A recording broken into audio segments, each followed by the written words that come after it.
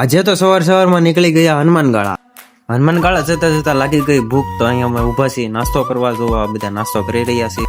પછી તો બધાએ કરી લીધો છે નાસ્તો.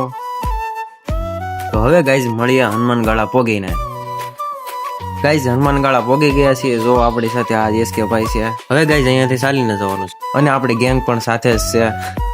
જો ગાઈઝ આ છે ગીરમાં આવેલું હનુમાનગાળા. પછી તો ગાઈઝ અમે ચાલવા મળ્યા, કેમ કે અહીંયાથી 1.5 કિલોમીટર જેટલું અંદર ચાલીને જવું પડે છે. અહીંયા બધા સિક્કા આપણી સાથે હિરન સોલંકી પણ છે અને આ એક જંગલમાં આવેલું મંદિર છે. જો ગાઈઝ અને આપણી સાથે એસકે બ્લોગર પણ છે. મસ્તી કરતા કરતા અમે પહોંચી ગયા છીએ હનુમાનગાળા મંદિર, મેન મંદિરે. હવે દર્શન કરી લઈએ ગાઈઝ.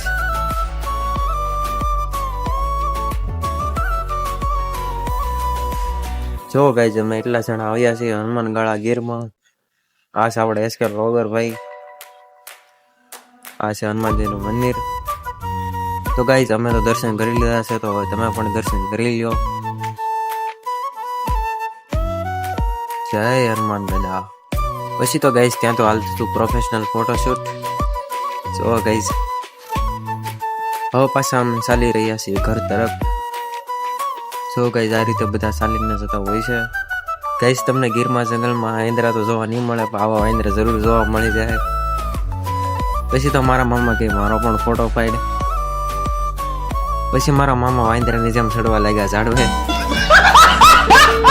પછી તો 3 વાંદરા પાછા બે ગયા ફોટોશૂટ કરાવવા. પછી તો મારા મામાએ કરી દીધો વ્લોગ શરૂ. હેલો ગાય, હિલો જો ચલો મિત્રો, તમે જોઈ રહ્યા છો બધા ઓરડાના અડધા વાંદરા છે, અડધા ડેડાના છે. મિત્રો આ બધા આવેલા છે અહીંયા ફોટો પાડવા. આ બધા ફોટો પાડવા આવેલા છે. કેમેરાની બધે પકડી નાખી. એટલે આમાં બહુ જોઈ લો તમે.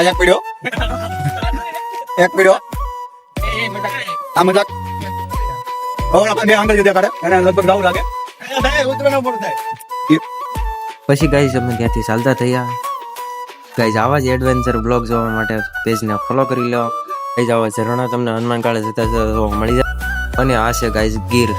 ગાઈઝ તમારી કિસ્મત ખરાબ હશે તો તમને અહીંયા સામો સિંહ પણ ફટકાઈ જશે. આવી બાકાજી કરીને અમે ચાલી ગયા પાછા ઘર તરફ.